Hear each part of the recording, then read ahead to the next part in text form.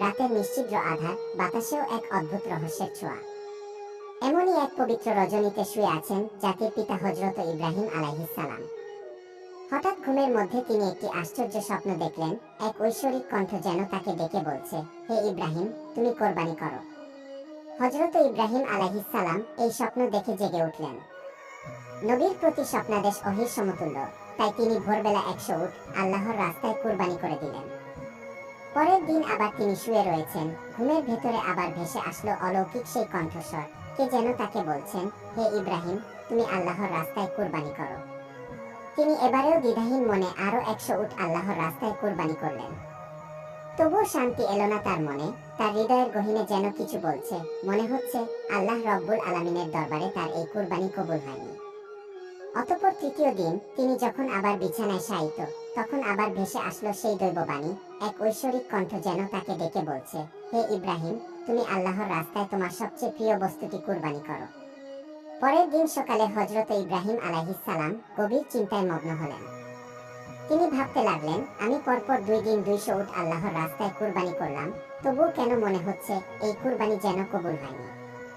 তবে কি আল্লাহ তাআলা আমার নিকট থেকে অন্য কিছু চাইছেন? তিনি আরো ভাবলেন, বারবার যে স্বপ্ন আসছে সেখানে তো স্পষ্ট করে বলা হয়েছে, হে ইব্রাহিম, তুমি তোমার সবচেয়ে প্রিয় বস্তুটিকে আমার রাহে কুরবানি করো। এবার তিনি বুঝতে পারলেন, এই দুনিয়ায় তার সবচেয়ে প্রিয় জিনিস তার পুত্র ইসমাইল, এবং আল্লাহ তার নিকট থেকে তার সবচেয়ে প্রিয় জিনিসটির ত্যাগ চাইছেন। এই কথা ভেবে তার বুক কেঁপে উঠল। যখন হযরত ইব্রাহিম আলাইহিস সালামের বয়স ছিল 86 বছর, তখনই তার গৃহে জন্ম নিয়েছিলেন ইসমাইল আলাইহিস সালাম। বার্ধক্যের এই সন্ধিক্ষণে পাওয়া এই সন্তান ছিল তার প্রাণের প্রিয় ধন, তার জীবনের আশা ভরসা, এবং তার বংশধারা রক্ষার একমাত্র আশ্রয়। কিন্তু যখন আল্লাহ তাআলা এই প্রিয় সন্তানকে কুরবানি করার নির্দেশ দিলেন, ইব্রাহিম আলাইহিস সালামের হৃদয়ে একটু দ্বিধার জন্ম নিল না। তিনি মনে মনে প্রতিজ্ঞা করলেন, যদি আল্লাহর ইচ্ছা হয় যে আমাকে আমার প্রিয় পুত্র ইসমাইলকে কুরবানি করতে হবে, তবে আমি বিন্দুমাত্র পিছু হাঁটব না। আল্লাহর মোহাব্বত এবং সন্তুষ্টির পথে দুনিয়ার কোনো কিছুকেই আমি বাধা হতে দেব না। এরপর আল্লাহর প্রিয় নবী হযরত ইব্রাহিম আলাইহিস সালাম আল্লাহর নির্দেশে তার একমাত্র পুত্র ইসমাইলকে কোরবানি দেওয়ার পবিত্র সংকল্প গ্রহণ করলেন। যেমন ভাবনা তেমন কাজ। ভোরবেলায় হযরত ইব্রাহিম আলাইহিস সালাম অত্যন্ত বারাক্রান্ত মন নিয়ে মক্কার পথে রওনা করলেন। সঙ্গে তিনি আস্তিনের মধ্যে একখানা ছুরি ও কিছু রশি নিলেন। অনেক পথ অতিক্রম করার পর মক্কায় পৌঁছে তিনি বিবি হাজেরার গৃহে গিয়ে বসলেন। সেখানে কিছু সময় বিশ্রাম নিয়ে অতঃপর তিনি তার আদরের সন্তান নিষ্পাপ বালক হযরত ইসমাইল আলাইহিস সালামকে ডেকে বললেন, হে আমার পুত্র, তুমি গোসল করে সুন্দর কাপড় পরে তৈরি হয়ে নাও। আজ আমি তোমাকে নিয়ে এক বিশেষ দাওয়াতে যাব।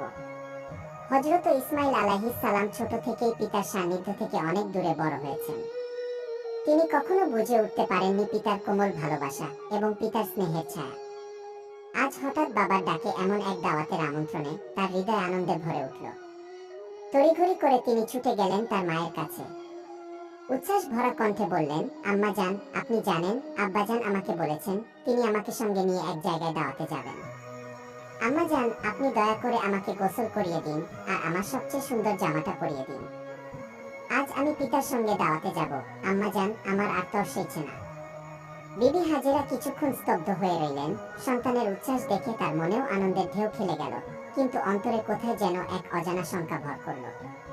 তিনি মৃদু কণ্ঠে জিজ্ঞেস করলেন, সত্যি কি বাবা তোমাকে দাওয়াতে নিয়ে যাবেন? হযরত ইসমাইল আলাইহিস সালাম বললেন, আপনি পিতাকে জিজ্ঞাসা করে দেখুন। অতঃপর বিবি হাজেরা হযরত ইব্রাহিম আলাইহিস সালামকে জিজ্ঞাসা করলেন, হে আমার প্রাণের স্বামী, আমি শুনলাম আপনি নাকি ইসমাইলকে নিয়ে একটি দাওয়াতে যাবেন। ইব্রাহিম আলাইহিস সালাম বললেন, হাজেরা, তুমি ঠিকই শুনেছ। তুমি ইসমাইলকে গোসল করিয়ে সুন্দর পোশাকে সজ্জিত করে দাও। আমি তাকে নিয়ে একটি স্থানে দাওয়াতে যাব। প্রিয় বন্ধুরা, আপনাদের অনেকের মনে হতে পারে হযরত ইব্রাহিম আলাইহিস সালাম আল্লাহর নবী হয়েও বিবি হাজেরা এবং ইসমাইল আলাইহিস সালামের সাথে একটি মিথ্যা কথা বলেছেন। কিন্তু মূলত জাতির পিতা ইব্রাহিম আলাইহিস সালাম তাদের সাথে মিথ্যা কথা বলেননি। গভীরভাবে যদি চিন্তা করা হয়, তাহলে ইব্রাহিম আলাইহিস সালামের এই কথাটি সঠিক এবং বাস্তবসম্মত ছিল।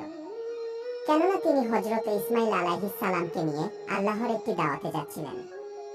এরপর বিবি হাজেরা পুত্র ইসমাইলকে উত্তম রূপে গোসল করিয়ে এবং সুগন্ধি লাগিয়ে সুন্দর পোশাকে সুসজ্জিত করে দিলেন।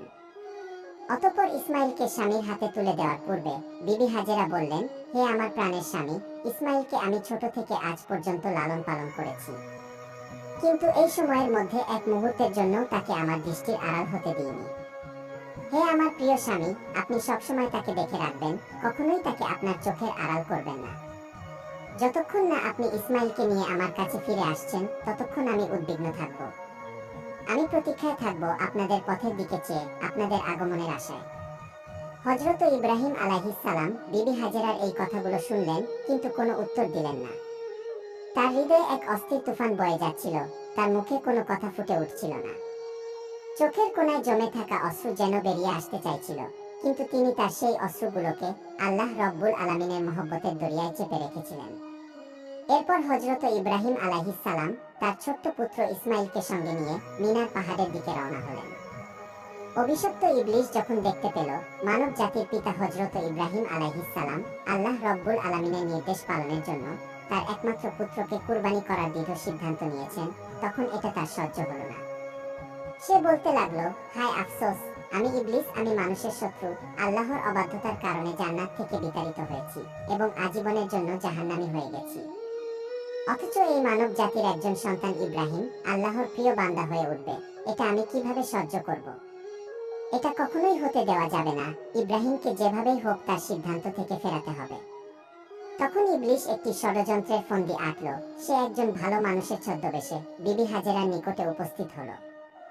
অতঃপর শয়তান বলল, হাজেরা, তুমি কি জানো তোমার স্বামী ইব্রাহিম তোমার ছোট্ট সন্তানকে কোথায় নিয়ে যাচ্ছেন?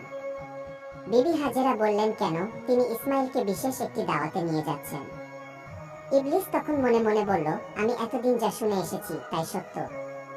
নারী জাতি অত্যন্ত ভোলাভালা এবং আবেগপ্রবণ, তাদেরকে যে কোনো মিথ্যা বা ধোঁকাবাজি দিয়ে সহজেই প্ররোচিত করা যায়। এবার দেখি হাজেরাকে কিভাবে ভুল পথে টেনে নেওয়া যায়। তখন শয়তান বলল, হে হাজেরা, তোমার স্বামী তোমাকে ধোঁকা দিচ্ছেন। বিবি হাজেরা শয়তানের মুখে এই কথা শুনে বললেন, তুমি এ কেমন কথা বলছো? আমার স্বামী আল্লাহর একজন নবী, তিনি কিভাবে আমাকে ধোঁকা দিতে পারেন? আমি তোমার কথা বিশ্বাস করি না। আর সত্যি করে বলো তো তুমি কে এবং কি উদ্দেশ্যে আমার স্বামীর বিরুদ্ধে তুমি আমাকে প্ররোচিত করছো? ইবলিস বলল, হাজেরা, এখন তো তুমি অত্যন্ত তেজের সাথে কথা বলছো, কিন্তু কালকে যখন দেখতে পাবে সত্যি ইব্রাহিম তার সন্তান ইসমাইলকে জবেহ করে দিয়েছে, তখন দেখা যাবে তোমার এত তেজ কোথায় থাকে। বিবি হাজেরা এবার বিরক্ত হয়ে বললেন, আচ্ছা তুমি কি বলতে চাচ্ছ একটু খুলে বলো। শয়তান বলল, আমি সেই কথা বলার জন্যই তোমার কাছে এসেছি। বিবি হাজেরা বললেন, তুমি কি আমাকে বুঝিয়ে বলতে পারো এর কি কোনো যুক্তি হয়? একজন পিতা কেন তার একমাত্র সন্তানকে জবাই করবে? শয়তান বলল, ও হাজেরা, ইব্রাহিম খামোখা ইসমাইলকে জবাই করবে না। আল্লাহ রব্বুল আলামিন তাকে নির্দেশ দিয়েছেন তিনি যেন ইসমাইলকে তার রাস্তায় কুরবানি করেন। আর সেই কারণে ইব্রাহিম তোমার পুত্র ইসমাইলকে জবেহ করতে মিনার পাহাড়ে নিয়ে যাচ্ছে। এখনো সময় আছে, তুমি তাড়াতাড়ি গিয়ে ইসমাইলকে তার হাত থেকে রক্ষা করো, অন্যথায় দেখবে তোমার স্বামী ইব্রাহিম তোমার পুত্র ইসমাইলকে আল্লাহর আদেশ পালন করতে গিয়ে জবেহ করে দিয়েছে। বিবি হাজেরা এবার শয়তানের কথা শুনে বললেন, আল্লাহ রব্বুল আলামিন দুনিয়ার এতগুলি মানুষের মধ্যে থেকে যদি আমার পুত্র ইসমাইলকে তার রাস্তায় জবেহ করার জন্য কবুল করে থাকেন, তাহলে এর চাইতে বড় সৌভাগ্যের বিষয় আমার জন্য আর কিছুই হতে পারে না। শুধু একজন ইসমাইল নয়, আল্লাহ রব্বুল আলামিন যদি আমাকে হাজার হাজার সন্তান দিতেন, আর সেই হাজার সন্তানকে যদি আল্লাহ রব্বুল আলামিন তার রাস্তায় কুরবানি করার জন্য আদেশ দিতেন, আমি খুশি মনে তাদের সকলকেই আল্লাহর রাস্তায় উৎসর্গ করে দিতাম। আমি বুঝতে পেরেছি তুমি মরদুদ, তুমি ইবলিস, তুমি আমাকে ধোঁকা দিতে এবং প্ররোচিত করতে এখানে এসেছো। আমি তোমার কাছ থেকে আল্লাহর আশ্রয় প্রার্থনা করছি, তুমি এখনই আমার সামনে থেকে দূর হয়ে যাও। বিবি হাজেরার এই তেজদীপ্ত বক্তব্য শুনে অভিশপ্ত ইবলিস তার কাছে টিকতে পারল না। অতঃপর শয়তান সেখান থেকে পাগলা কুকুরের মতো লেজ গুটিয়ে পালিয়ে গেল। ইবলিস যখন দেখল বিবি হাজেরাকে ধোঁকা দিয়ে কোনো রকমেই কাজ করা যাচ্ছে না, তখন সে চিন্তা করতে লাগলো, যাই বালক ইসমাইলকে গিয়ে এবার ধরে। হযরত ইসমাইল আলাইহিস সালাম তার পিতা ইব্রাহিম আলাইহিস সালামের পিছনে পিছনে চলছিলেন। ইবলিস তখন ইসমাইল আলাইহিস সালামকে হাতের ইশারা করে ডেকে হযরত ইব্রাহিম আলাইহিস সালামের থেকে আরো দূরত্বে নিয়ে গেল। এরপর শয়তান ইসমাইলকে বলল, ইসমাইল, তুমি কি জানো তোমার পিতা তোমাকে কোথায় নিয়ে যাচ্ছে? ইসমাইল আলাইহিস সালাম বললেন, কেন পিতা আমাকে দাওয়াত খেতে নিয়ে যাচ্ছে? ইবলিস বলল, ওহে বালক, তুমি তো অত্যন্ত কচি ও ছোট, তোমার মন সাদাসিধে ও ভোলা ভালা, তাই তোমার পিতা তোমাকে দাওয়াতে নিয়ে যাবার কথা বলে ধোঁকা দিয়েছে। হযরত ইসমাইল আলাইহিস সালাম বললেন, তুমি এ কেমন কথা বলছো? কেন আমার পিতা আমাকে ধোঁকা দেবেন? আমি তার একমাত্র সন্তান। এতদিন পরে তিনি আমার সাথে দেখা করতে এসেছেন, ধোঁকা দেওয়ার উদ্দেশ্য কি হতে পারে? ইবলিস বলল, হে ইসমাইল, তুমি জেনে রাখো, তোমার পিতা তোমাকে দাওয়াত খাওয়ার কথা বলে ধোঁকা দিয়ে তোমাকে জবেহ করার জন্য নিয়ে যাচ্ছে। মিনার পাহাড়ে গিয়ে তিনি তোমাকে জবেহ করে দেবেন। ইসমাইল আলাইহিস সালাম বললেন, এটা কোনো যুক্তি হতে পারে না, কোনো পিতা তার একমাত্র সন্তানকে বিনা কারণে জবাই করে দেবে। ইবলিস তখন বলল, হে ইসমাইল, তোমার পিতা বিনা কারণে তোমাকে জবাই করবে না। আল্লাহ রব্বুল আলামিন তাকে নির্দেশ দিয়েছেন তিনি যেন তোমাকে তার রাস্তায় কোরবানি করেন। আর আল্লাহর নির্দেশ পালন করার জন্যই তোমার পিতা তোমাকে মিনার পাহাড়ে জবাই করার জন্য নিয়ে যাচ্ছেন। তখন ইসমাইল আলাইহিস সালাম বললেন, আল্লাহ রব্বুল আলামিন যদি এই দুনিয়ার অগণিত মানুষের মধ্য থেকে আমাকে তার রাস্তায় কুরবানি হওয়ার জন্য কবুল করে থাকেন, তবে এর চেয়ে বড় সৌভাগ্য আমার জন্য আর কিছুই হতে পারে না।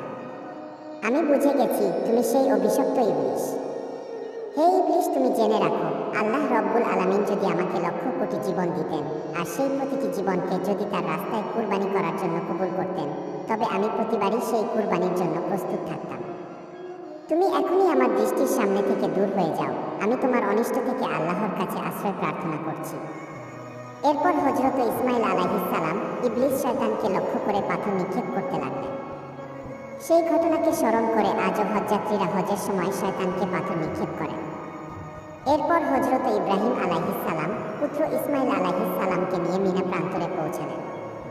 তাফসিরে রুহুল মানিতে বর্ণিত হয়েছে, ইসমাইল আলাইহিস সালামকে কোরবানি করার আগে হযরত ইব্রাহিম আলাইহিস সালাম তার সাথে পরামর্শ করতে চাইলেন।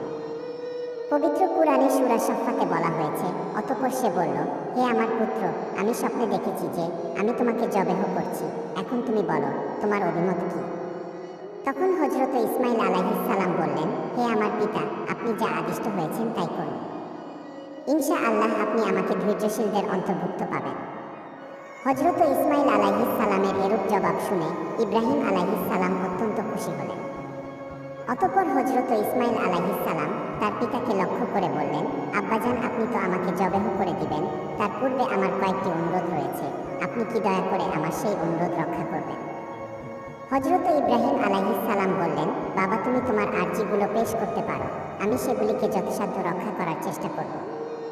তখন হযরত ইসমাইল আলাইহিস সালাম বললেন, আব্বাজান, আমাকে জবেহ করার পূর্বে আমার হাত পা শক্ত করে বেঁধে নেবেন। আমি দেখেছি জবেহ করার সময় জীবজন্তু তাদের হাত পা ছোড়াছুড়ি করে। তেমনিভাবে মৃত্যুর যন্ত্রণা সইতে না পেরে আমিও যদি আমার হাত পা ছোড়াছুড়ি করি এবং তা যদি আপনার শরীরে লেগে যায়, এতে আমার বেয়াদবি হবে। আমি চাই না মৃত্যুর পূর্বে আমার পিতার সাথে বেয়াদবি করে মরতে। অতএব হে আব্বাজান, আপনি আমার এই অনুরোধ রক্ষা করবেন। দ্বিতীয়ত, আমাকে জবেহ করার সময় আপনি আপনার চক্ষু দুটি ভালোভাবে কাপড় দিয়ে বেঁধে নেবেন।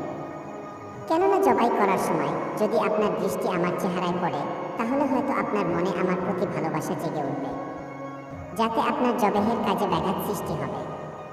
আর আমি চাই না আমার চেহারার কারণে আপনি আল্লাহ রব্বুল আলামিনের আদেশ পালন করতে কোনো রকম বাধার সম্মুখীন হন।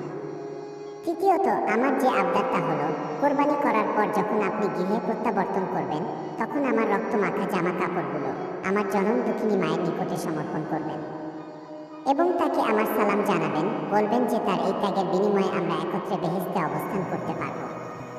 এবং তাকে আরও বলবেন, আল্লাহ পাক তার নির্দেশ পালন করার যে তৌফিক আমাদেরকে দিয়েছেন, তার জন্য তিনি যেন শুকরিয়া আদায় করেন এবং তিনি যেন আমার জন্য কোনো রূপ দুঃখ প্রকাশ না করেন।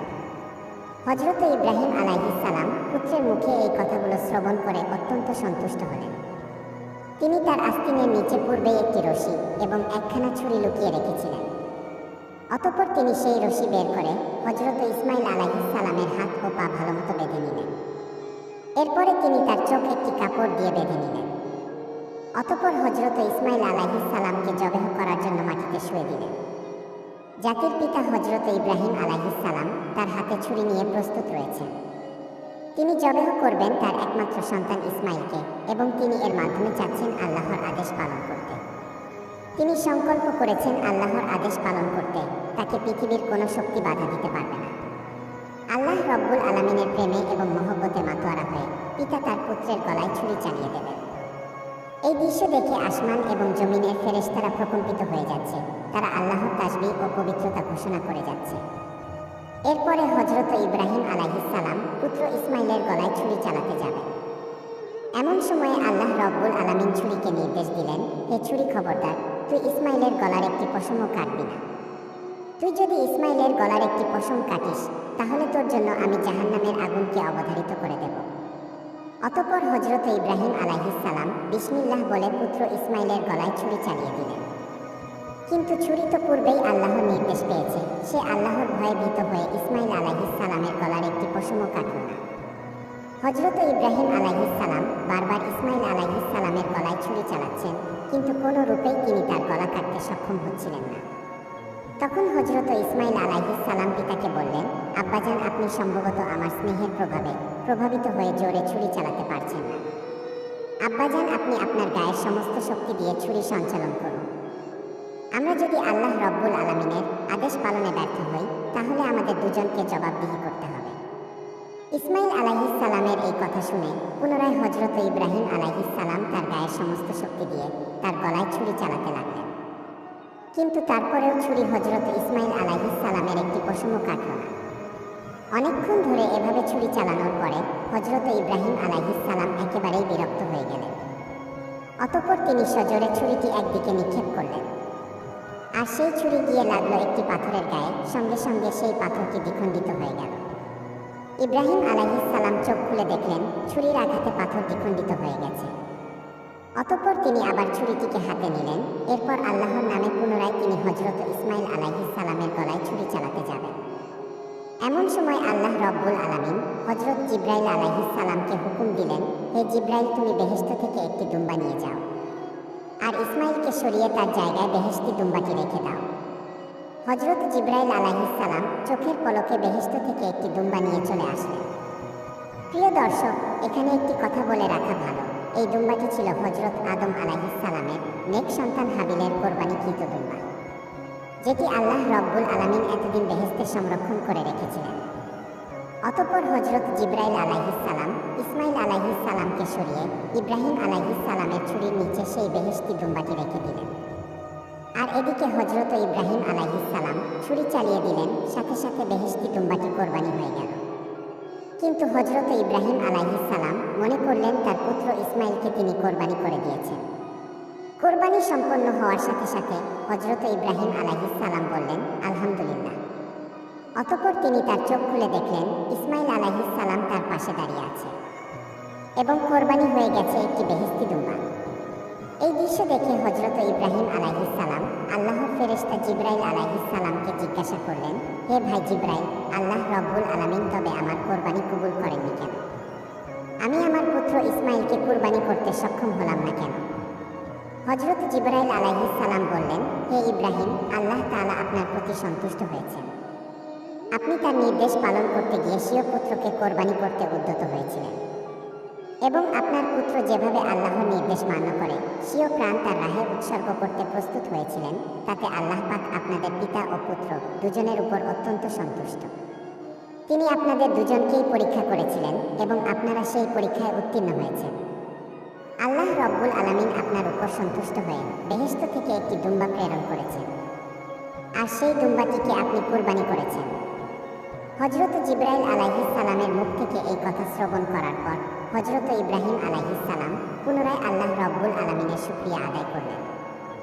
আল্লাহ রব্বুল আলামিন হযরত ইসমাইল আলাইহিস সালামকে কোরবানি দেওয়ার সর্বশেষ পরিস্থিতির উপর আলোকপাত করে পবিত্র কুরআনে সূরা সাফফাতে উল্লেখ করেছেন। অতঃপর তারা যখন দুজনে আল্লাহর আনুগত্য প্রকাশ করল এবং ইব্রাহিম তার পুত্রকে জবেহ করার জন্য কাঁধ করে শায়িত করল, তখনই আমি তাকে আহ্বান করে বললাম, হে ইব্রাহিম, তুমি তোমার স্বপ্নের আদেশ সত্যি পালন করলে, আর এভাবেই আমি সৎকর্মপরায়ণদেরকে পুরস্কৃত করে থাকি। নিশ্চয়ই এটা ছিল একটি স্পষ্ট পরীক্ষা, এবং আমি তার পরিবর্তে এক পৃষ্ঠপুষ্ট জন্তু জবেহ করেছিলাম, এবং আমি তা পরবর্তীদের জন্য নিদর্শন করে রেখেছি। প্রিয় দর্শক, এটাই ছিল হযরত ইব্রাহিম আলাইহিস সালাম কর্তৃক তার পুত্র হযরত ইসমাইল আলাইহিস সালামকে কুরবানি দেওয়ার কাহিনী। আল্লাহ রব্বুল আলামিন জাতির পিতা হযরত ইব্রাহিম আলাইহিস সালামের এই ত্যাগ তিতিক্ষা ও আল্লাহ প্রেম থেকে আমাদেরকেও শিক্ষা লাভ করার তৌফিক দান করুন।